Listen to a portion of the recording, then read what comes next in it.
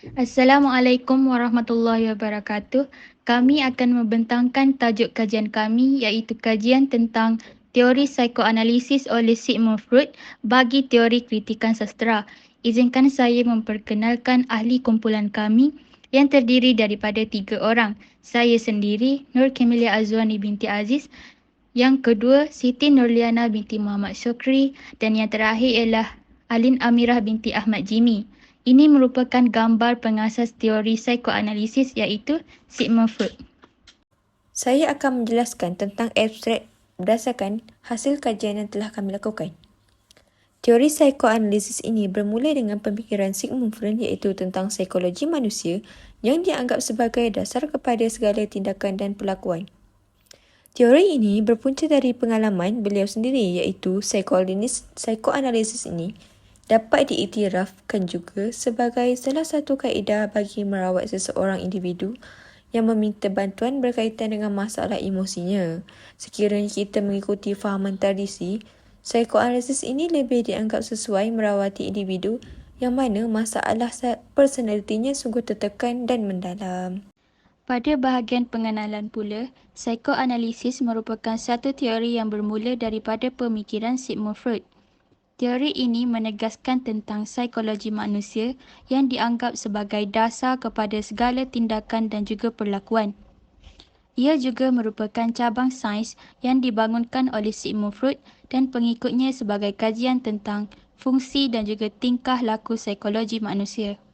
Seterusnya ialah latar belakang. Nama sebenar beliau ialah Sigismund Clement Freud. Beliau dilahirkan pada 6 Mei 1856 dalam sebuah keluarga Yahudi di Freiburg, Moravia, dalam Empire Australia yang kini dimiliki oleh Republik Czech. Sigmund Freud ialah seorang ahli neurologi Australia serta pengasas psikoanalisis, satu subbidang dalam psikologi. Beliau paling dikenali dengan kajian-kajiannya terhadap nafsu berahi, penindasan dan fikiran bawah sedar. Freud digelar sebagai bapa psikoanalisis dan beliau terkenal dengan id, ego dan superego. Teori psikoanalisis yang diciptakan Freud dikatakan menjadi sebagai pembuka kepada teori-teori selepasnya. Teori ini juga telah dikaji semula oleh beliau hasil daripada kerja-kerja beliau di klinik. Psikoanalisis bukan sahaja satu teori tetapi merupakan satu kaedah terapi. Sastra menjadi sesuatu yang sudah lapuk atau ketinggalan dan tidak ramai yang mengetahui tentang sastra.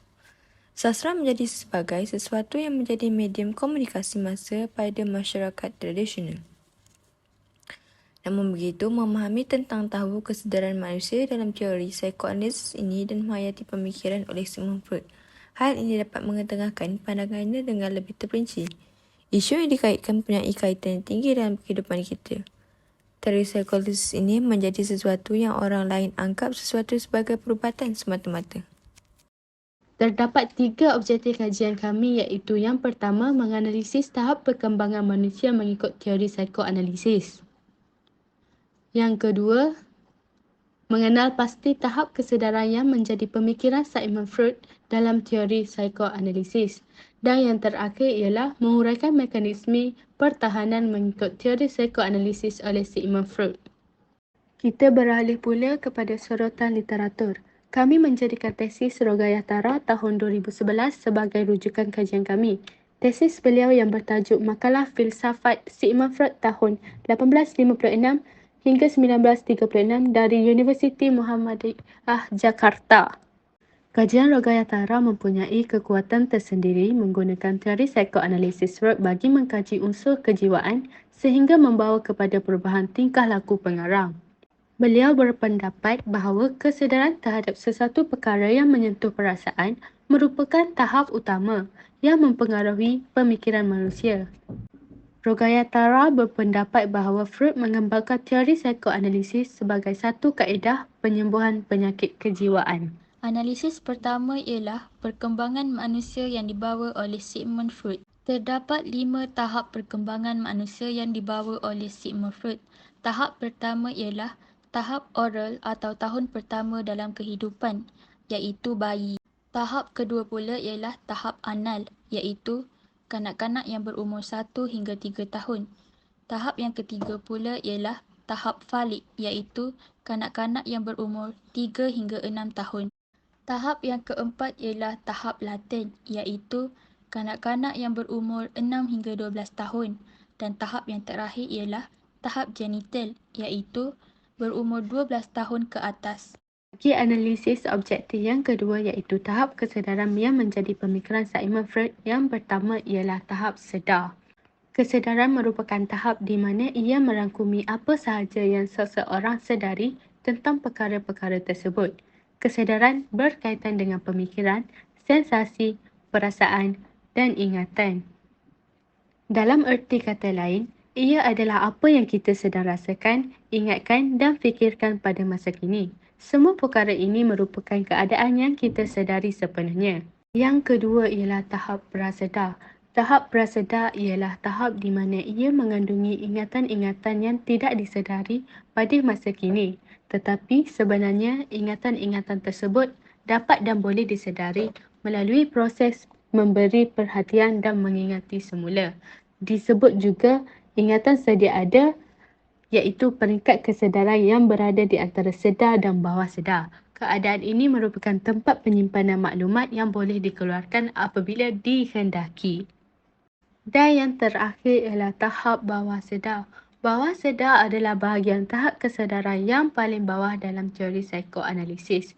Menurut Freud, ia merupakan bahagian terpenting dari jiwa manusia kerana ia merupakan perkara yang menentukan keadaan seseorang individu sekarang.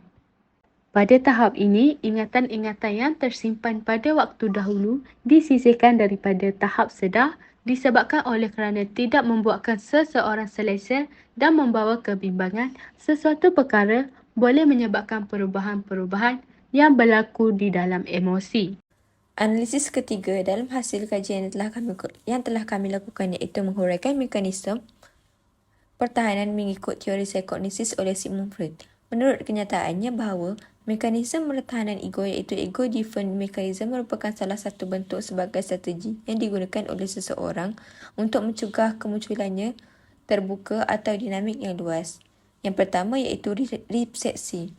Refleksi merupakan salah satu bentuk atau gaya pertahanan mental atau defense mechanism yang digunakan apabila seseorang itu sedang mengalami trauma yang teruk dan tidak semudah itu untuk diatasi. Yang kedua pula iaitu regresi. Regresi sebuah bentuk yang di mana ia adalah sesuatu yang kembali ke masa-masa di mana seseorang mengalami tekanan psikologi. Ketika kita menghadapi kesulitan atau ketakutan, perilaku kita sering menjadi kekanak-kanakan atau primitif iaitu kebudak-budakan. Yang ketiga pula ialah sublimasi. Sublimasi merupakan mekanisme pertahanan diri yang dapat diterima baik oleh individu maupun kelompok sosial. Sublimasi bekerja dengan cara mengalihkan dorongan negatif dan menggantikannya menjadi sesuatu yang lebih positif. Umumnya, bersifat kultural, kreatif seperti seni, muzik serta sastra. Yang keempat pula iaitu pembentukan reaksi. Pembentukan reaksi ialah bermaksud gerakan atau aksi yang lahir kerana sesuatu pengaruh, tindakan dan lain-lain. Melalui Sigmund Freud menjelaskan reaksi ini dipanggil dengan percaya pada hal yang sebaliknya. Yang terakhir pula ialah rasionalisasi. Rasionalisasi pula menurut artikel dan kajian jurnal yang telah dilakukan ialah menunjuk kepada upaya individu memutarbalikkan kenyataan. Dalam hal ini, kenyataan yang mengancam ego melalui alasan ketentuan dan seakan-akan masuk akal. Pada bahagian dapatan kajian, kami telah mengenal pasti teori psikoanalisis yang diasaskan oleh Sigmund Freud dengan lebih jelas. Didapati Sigmund Freud memiliki pemikiran yang luas tentang manusia. Terdapat sebanyak 3 kajian psikoanalisis beliau yang telah berjaya kami selidiki secara terperinci. Antaranya ialah mencari tahu tahap-tahap perkembangan manusia, tahap-tahap kesedaran dan mekanisme pertahanan manusia. Slide ini merupakan rumusan berdasarkan keseluruhan hasil kajian yang telah kami lakukan. Kesimpulannya, jelaslah bahawa psikoanalisis merupakan teori yang telah dikembangkan oleh Sigmund Freud dalam mengkaji dan analisis tentang psikologi manusia. Menurutnya, dalam hubungannya dengan sastra, Freud menyebut kegiatan kesusastraan adalah satu bentuk penglahiran luaran pengkarya dalam keadaan tidak sedar. Tingkah laku manusia justru itu didominasi oleh alam bawah sedar yang terkandung id, ego dan superego. Pendidikan juga telah membuktikan bahawa konsep psikoanalisis juga diaplikasi ke dalamnya. Hal ini dapat dijelaskan bahawa pendidikan juga perlu mempertimbangkan konsep-konsep psikoanalisis dalam mengembangkan dan mendidik siswanya. Salah satunya dengan memperhatikan konsep dari psikoanalisis yang menyatakan bahawa manusia merupakan makhluk yang memiliki keinginan dan keperluan pada dasarnya. Terdapat beberapa buah buku yang kami jadikan sebagai sumber rujukan untuk menyiapkan tugasan kajian ini. Itu sahaja daripada kumpulan kami. Sekian, terima kasih.